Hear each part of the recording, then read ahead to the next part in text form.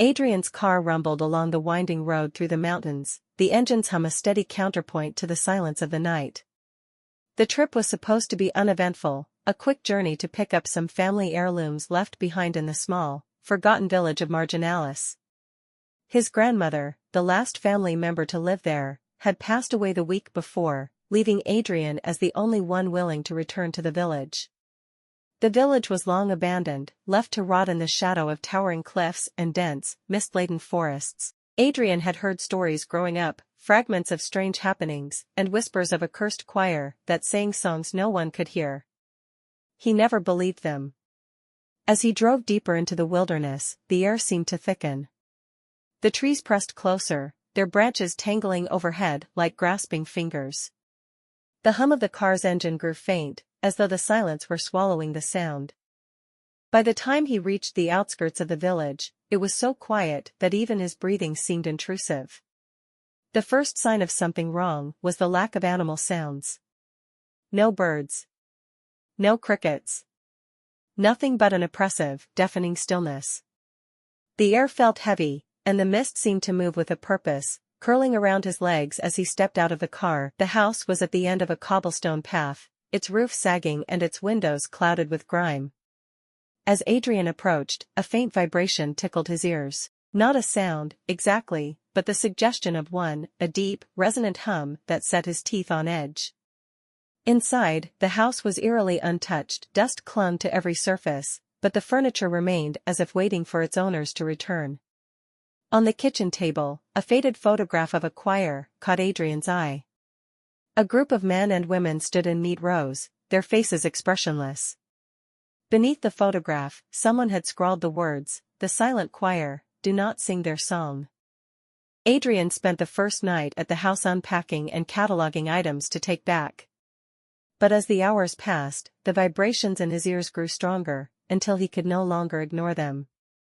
He stepped outside, the mist curling around him like a living thing. The village streets were lined with empty houses, their windows gaping like hollow eyes. Somewhere in the distance, a faint melody began to play. It was barely audible, more like a memory of a song than a real sound.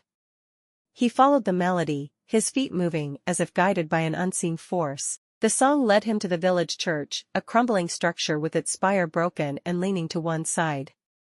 The doors were ajar, and inside, rows of pews faced a massive, cracked altar. Behind it, an organ loomed, its pipes tarnished and rusted. On the organ bench sat a single figure, a woman with long, dark hair, her back to him. She didn't play, yet the faint melody seemed to emanate from her presence. "Who are you?" Adrian asked, his voice trembling. The woman turned slowly. Her face was pale and blank, her eyes two pits of darkness.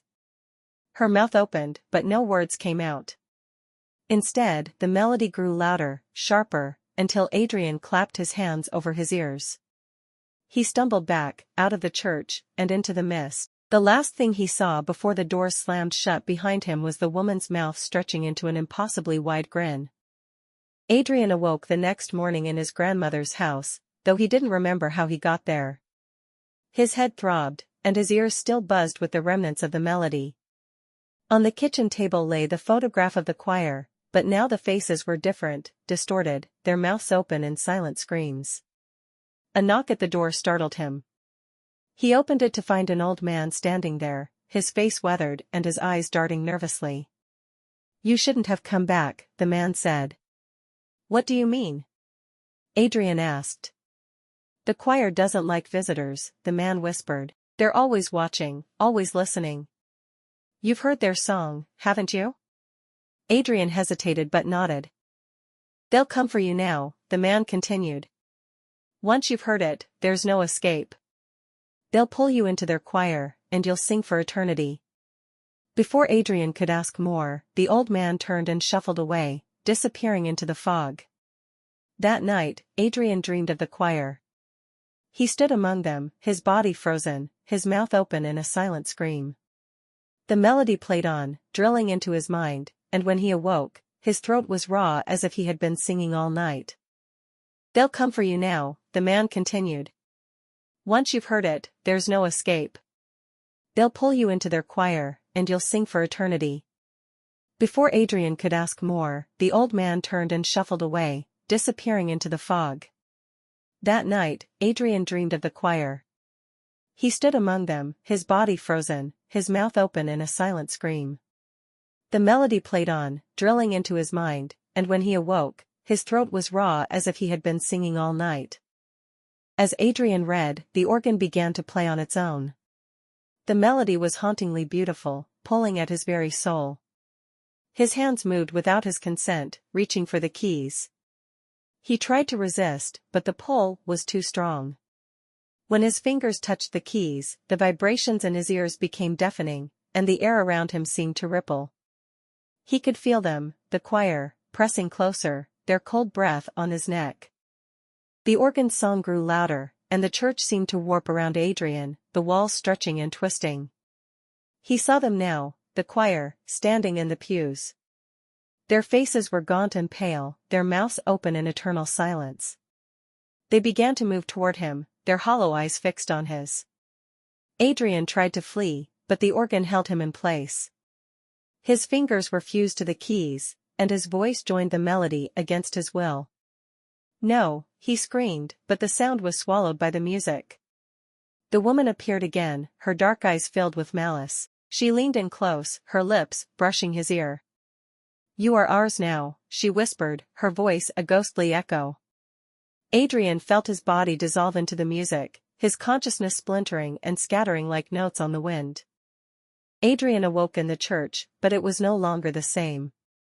The walls were gone, replaced by an infinite void of swirling darkness. The organ loomed before him, larger than life, its pipes stretching endlessly into the abyss. He was not alone.